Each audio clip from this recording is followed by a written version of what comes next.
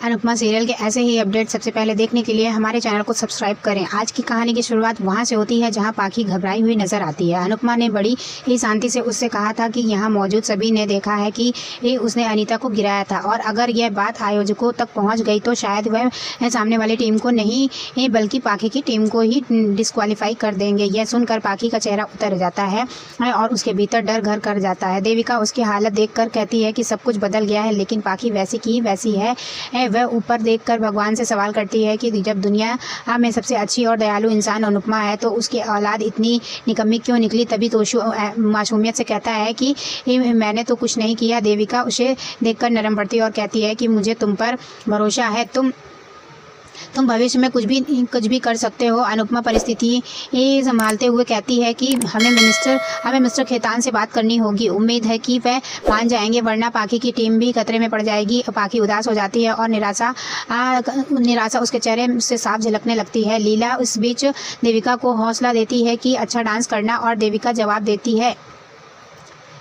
है कि आप चिंता मत करें, मैं पूरी कोशिश करूंगी। अनुपमा मंदिर के कोने में खड़े होकर भगवान से प्रार्थना करती है कि उसका आशीर्वाद बना रहे ताकि ये सब ठीक हो जाए। दूसरी ओर माही खुशी खुशी डांस कर रही होती है। उसकी खुशी देखकर प्रेम उसके पास आता है और कहता है कि तुम बहुत खुश नजर आ रही हो, क्या यह सच है कि पाखी ने अनीता को गिराया था। माही चौंक जाती है और संभलते हुए कहती है कि शायद तुम्हें कोई गलतफहमी हुई है। प्रेम गंभीर होकर कहता है कि मुझे सब पता चल गया है, यहाँ तक कि तुम भी जसप्रीत को गिराना चाहती थी। माही के चेहरे पर घबराहट साफ झलकती है। प्रेम उसे समझाता है कि तुम लोग इतनी अच्छी डांसर हो, फिर जीतने के लिए ऐसी घटिया हरकत की क्या ज़रूरत है। वह उसे और भी समझाते हुए कहता है कि वह तुम्हारे सामने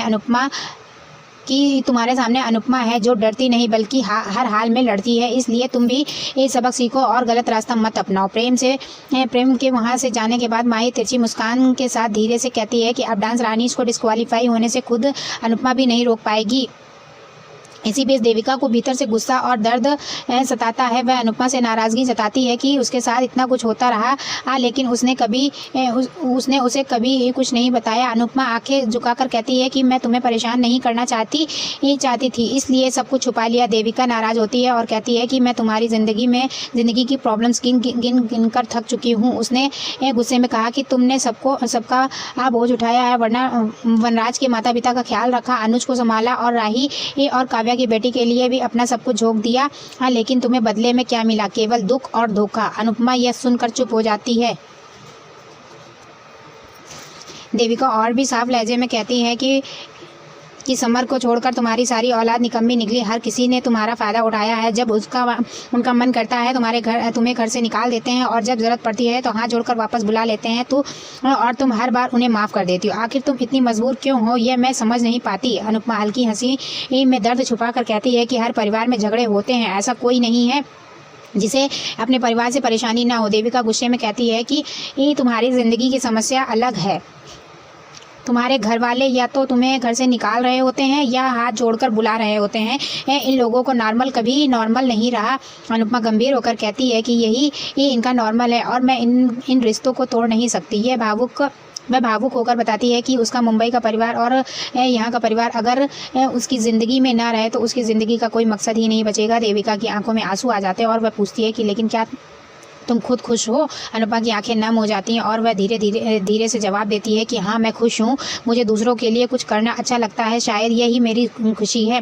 देविका उसकी बातें सुनकर बढ़ती है और कहती है कि लेकिन मेरे बारे में कब सोचोगी? हमें कॉलेज में तय किया था कि हम दोनों मिलकर ज़िंदगी को एंजॉय करेंगे, पिकनिक पर जाएंगे, ऐश करेंगे। अनुपमा यह सुनकर मुस्कुरा देती है और कहती है कि हाँ, हमने ऐसे ही सपने देखे थे। दोनों कॉलेज के दिन याद करते हैं तो हंस पड़ती हैं और मजाक में एक दूसरे को चिढ़ाती भी हैं। हंसी मजाक के बीच अचानक देविका की आंखें भर आती हैं और वह रोने लगती है। अनुपमा घबराकर उसके पास आती है और पूछती है कि क्या हुआ?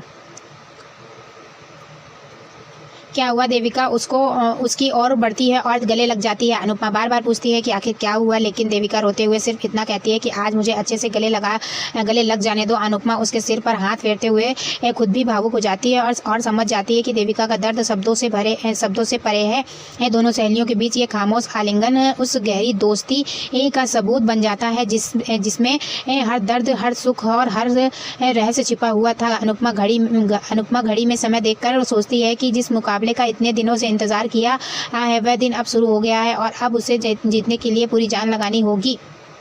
लेकिन उससे पहले जो पल उसने देविका के साथ बिताए वे उसे बार बार याद आते हैं। जब देविका ने अचानक कहा था कि क्या पता फिर यह मौका मिले या ना मिले, तो अनुपमा घबरा गई थी और उससे पूछ बैठी थी कि इसका मतलब क्या है। देविका ने हंसते हुए बात टाल दी थी और कहा था कि कुछ नहीं, बस मैं इमोशनल हो गई थी। मगर अनुपमा को उस पर शक हुआ और उसने गुस्से में दोबारा सवाल किया। देविका फिर भी मुस्कुरा दी और बोली कि तुम अपने कंपटीशन पर ध्यान दो और हमेशा मुझसे संपर्क में रहना। अनुपमा ने अनमने ढंग से सहमति दी थी कि तभी अंश आ गया और मजाक करते हुए बोला कि आप दोनों को देखकर तो ऐसा लग रहा है जैसे कॉलेज कैंटीन में बैठी दो और सहेलियाँ बातें कर रही हूँ। देविका ने भी माहौल हल्का करते हुए कहा कि बिना समोसे के कैंटीन का मज़ा नहीं है। फिर उसने सबके सामने राज खोला कि शायद किसी को पता नहीं होगा, लेकिन तुम्हारी अनुपमा कॉलेज के दिनों की ही डांस रानी कहलाती थी। कॉलेज के दिनों से ही डांस रानी कहलाती थी। ये सुनकर सभी बेहद खुश हुए और अनुपमा ने उसे रोकने की कोशिश की, मगर देविका नहीं मानी। उसने कहा कि जब समर, तोशु और पाखी को ये बात सबसे पहले मैंने ही बताई थी, तो अब सबको और भी बताने का हक मेरा ही है। देविका ने और भी खुलासे करते हुए बताया कि जब अनुज ने पहली बार अनुपमा को स्टेज पर नृत्य करते देखा था, तभी उस पर फिदा हो गया था। यह सुनकर सभी ने तालियां बजाई और अनुपमा शर्मा गई। देविका ने माहौल में और जोश भरने के लिए कहा कि प्रतियोगिता का मतलब होता है तनाव और तनाव का इलाज है पार्टी। उसने सुझाव दिया कि जितनी रिहर्सल होनी थी हो चुकी, अब सबको पार्टी करनी चाहिए। सब मान भी गए, लेकिन तभी लीला ने आकर